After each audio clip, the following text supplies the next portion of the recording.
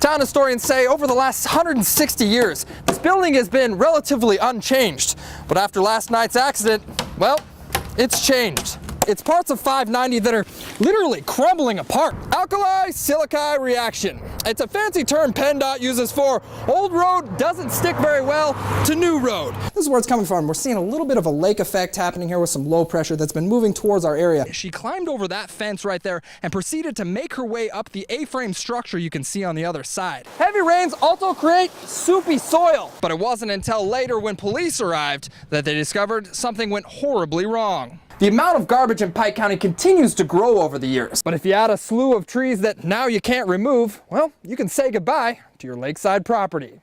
Well, police suspect synthetic bath salts may have been in the Doylestown man's system when he vandalized homes and attacked the woman last Friday. News 13's John Bartell joins us now from our Pike County newsroom with those details. John.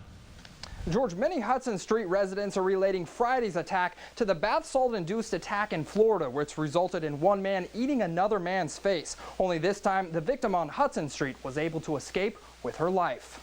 Okay, you haven't heard the zombie apocalypse jokes? This is where they come from, this drug. Late Friday night, Hudson Street resident Kim Doyle witnessed a horrific attack that happened right outside her home. Scratching her, clawing at her. I mean, he viciously, brutally attacked her. Around 5 o'clock that morning, police arrested Doylestown resident Richard Cimino under suspicions that he had attacked a group of walkers on Hudson Street. After several attempts to tase the subject and bring him into custody, officers realized Cimino may have been under the influence of drugs.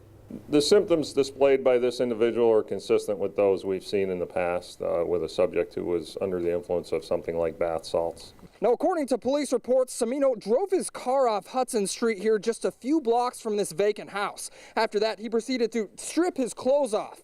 And then he made his way up to the door, busting it down. After that, walked up to the second floor, and if you look right there, jumped through the window. At the bottom, there's still glass laying down. But what happened next will shock you. Well, apparently he came flying out of a vacant garage naked, covered in his own blood.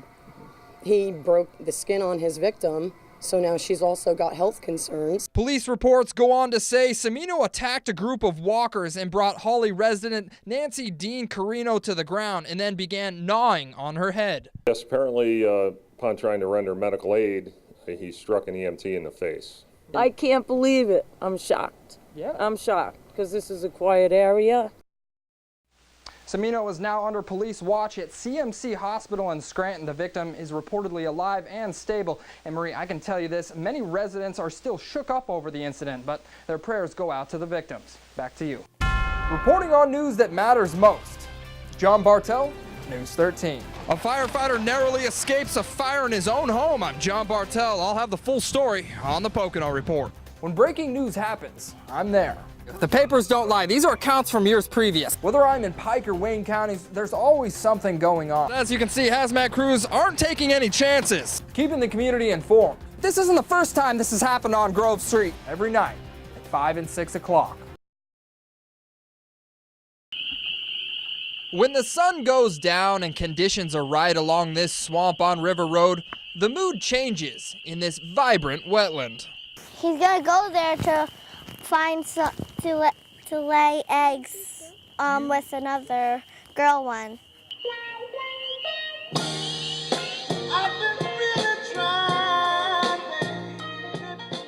That's right. Every year around March and April, this mucky, grassy marshland becomes a love nest for hundreds of eager amphibians looking for that special mate. He has yellow spots like these ones. But before they can do that, they have one major barrier to cross. Where we get nice warm temperatures and rain, they come out, and what they're attempting to do is cross River Road here and get to the swamp on the other side where there are standing pools of water, and that's where they'll lay their eggs.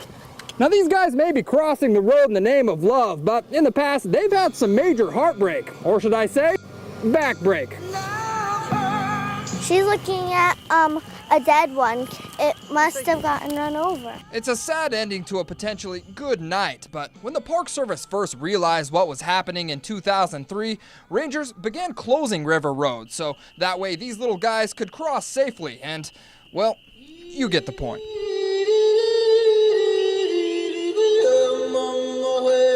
Well, everything has an important role in the ecosystem. If we lose one link in the ecosystem, everything else below it or above it starts to fall apart. The Park Service says before the road closure, it was like a real-life game of Frogger. Cars were killing over 700 of these frisky critters a night.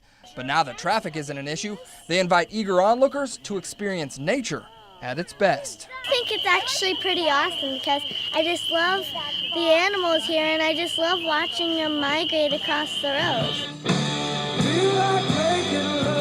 Reporting along the amphibious Lover's Lane, John Bartell, News 13. John Bartell here with your quick fix tip of the day. Clogged sink? Check your P-trap. Stuff loves to accumulate down here, and with many sinks, you don't even need any tools to fix it. Simply unscrew the fittings, pull out the pipe, and then remove the clog. A simple fix, and hey, you may even find some treasures you thought were gone forever.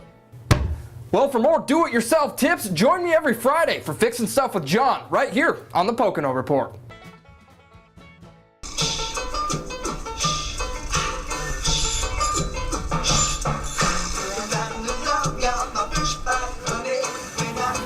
Well, if you ask anyone in Hawley, they'll tell you the best way to see the town is on a bicycle. But what happens if you don't have a bike?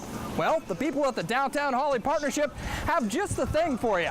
I got Sue Courier here. Sue, tell us about the bike share program. It's great. It's just like taking a bike out of the library. You just take the bike for the day and tool around town. All right, well, let's go see what the people of Hawley think about it. Well, I've got Amy Aragot here, a Hawley resident. Amy, what do you think about this bike share program? I think it's a good idea for our, visitors to come and have something to do while they're here.